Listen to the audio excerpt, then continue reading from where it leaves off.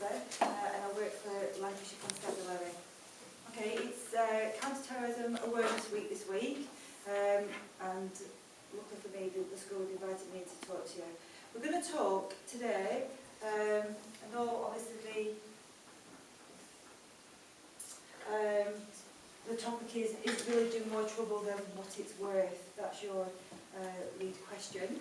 So we're going to talk about the Northern Irish related terrorism, because I felt that it's something that's very relevant to the UK, and we're going to look at maybe a little bit of a history lesson. We'll go back in time a little bit, and I'm going to show you what grievances were born all them years ago and how they're still relevant today, okay, in today's society. And we've got a couple of clips which brings it quite home to what happens every year when there's marches and stuff in Northern Ireland. Okay, and maybe when you go through this, you might just want to think about other things that are going on in the world, and maybe you can probably put some similarities there, like, for instance, Palestine and Israel, because to me it is very similar, okay, and it's here in the UK. Okay? If you want to ask any questions, by all means ask any questions.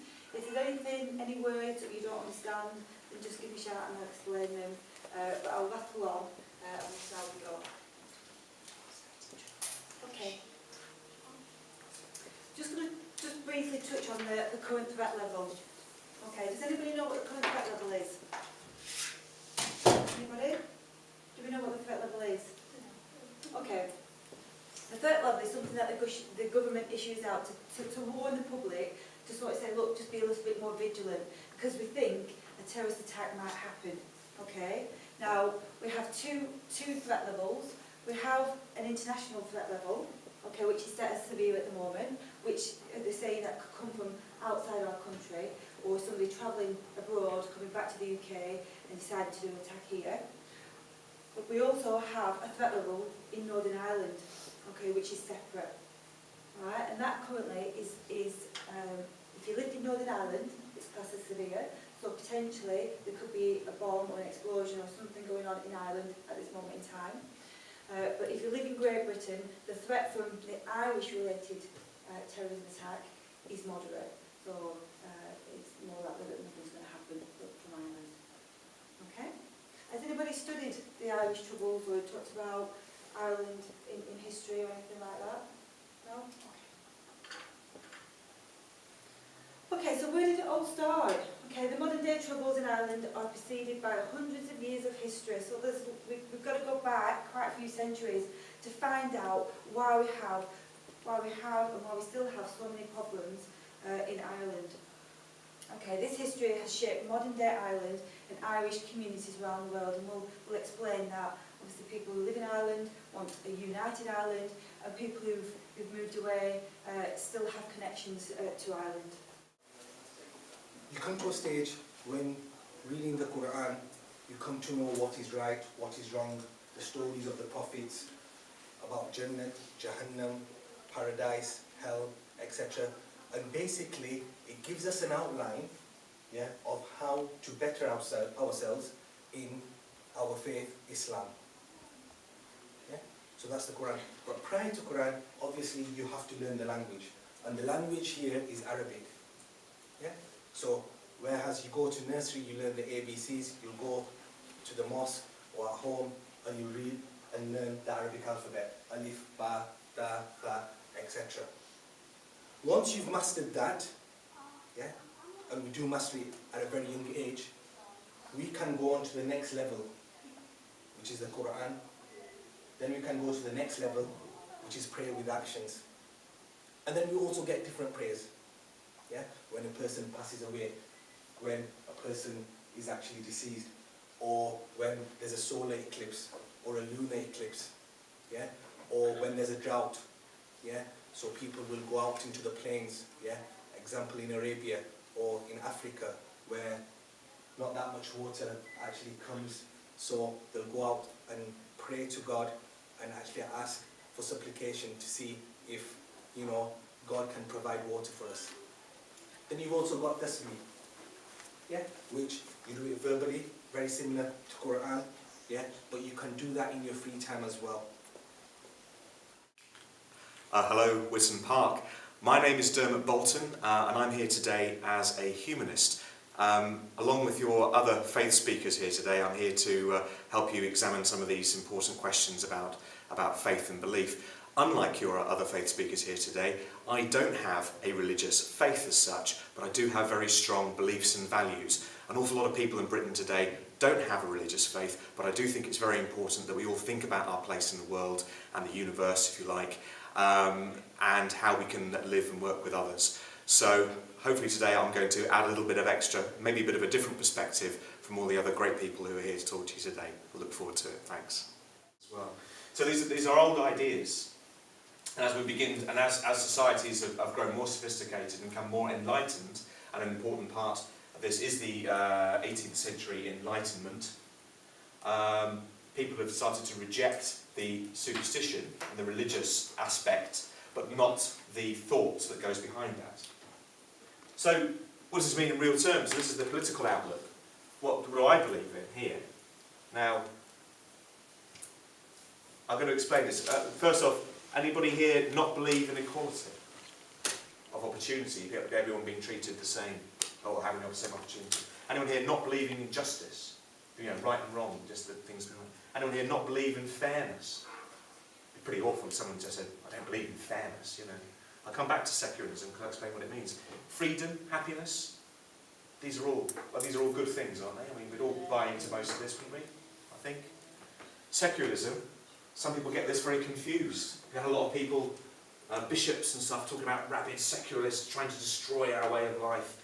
It's kind of, all that secularism is a separation between church and state, so that people's beliefs are their own and that the government can't interfere with it. So where you don't have a secular society, let's say Iran is a very good example, or most countries in the medieval period or whatever, you know, in the olden days, if you like, and actually Britain, strictly speaking, is not a secular society because the Church of England is an established church, it's a state thing. I'll come to you in just a second.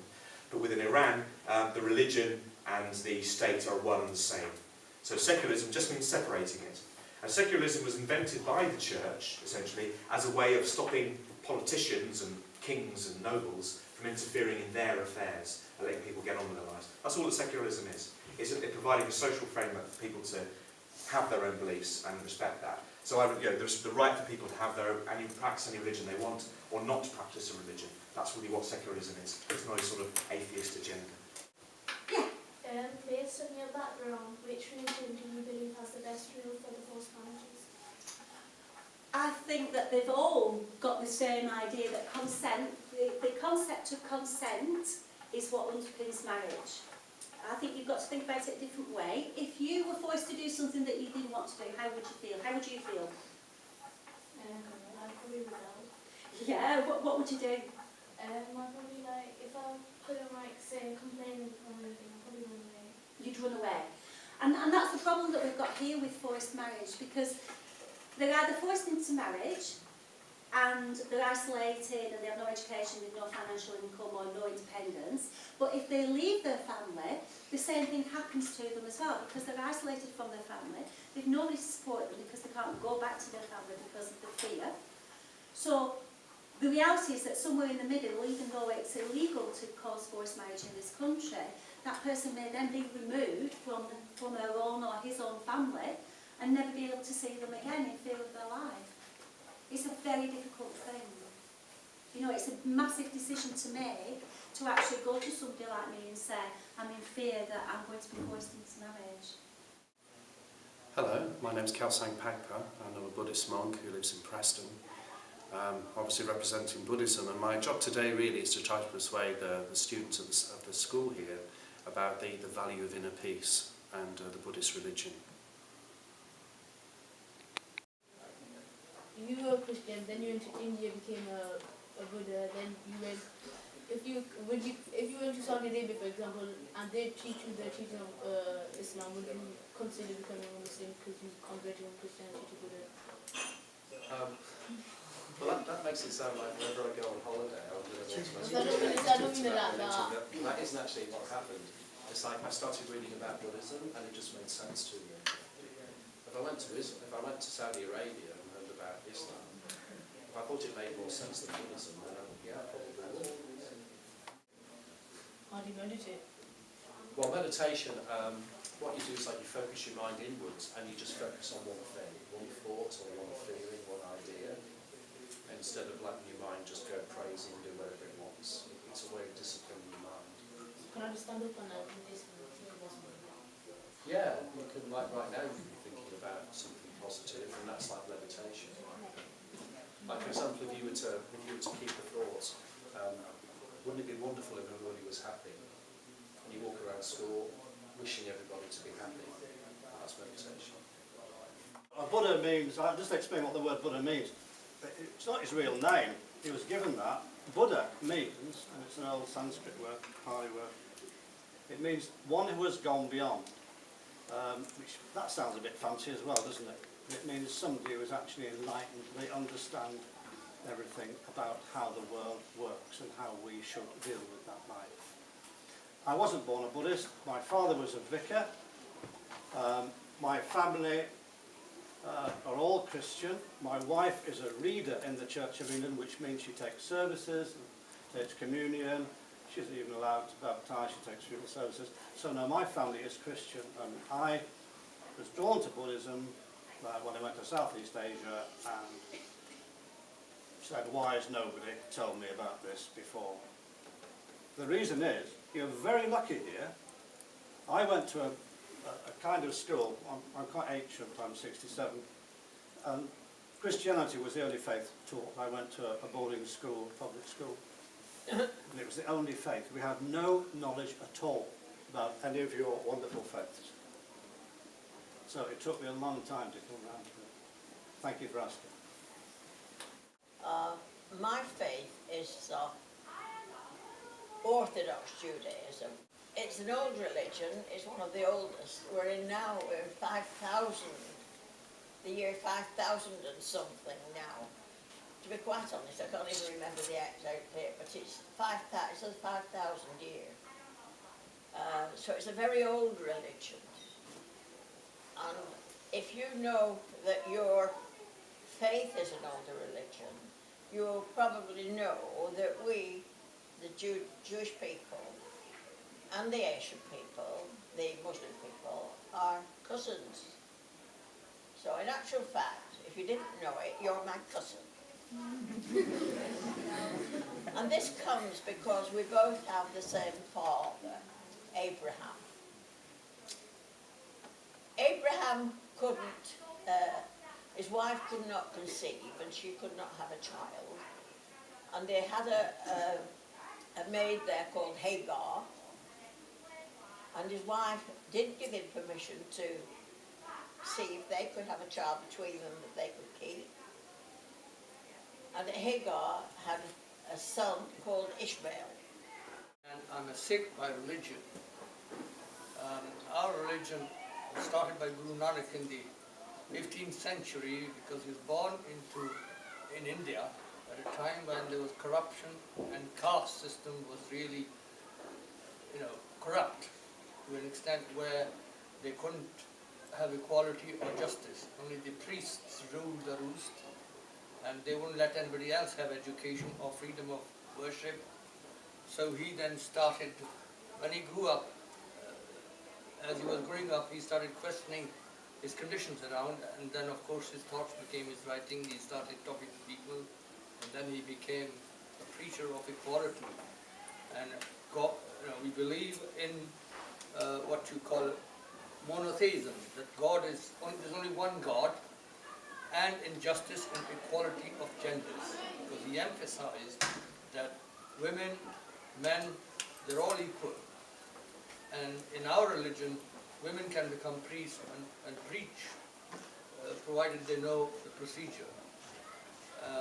And of course, the other difference you find is that I've got a turban and I dress differently. That came about, it was given to us by our last guru, when he was around about 40 people asked him, whom would we follow after you? And he said they had compiled the Guru Granth Sahib, the scriptures, completed it, and after I depart from this world, the Guru Granth Sahib, the scriptures are your guide or guru, and that's why we treat our scriptures as living guru even today.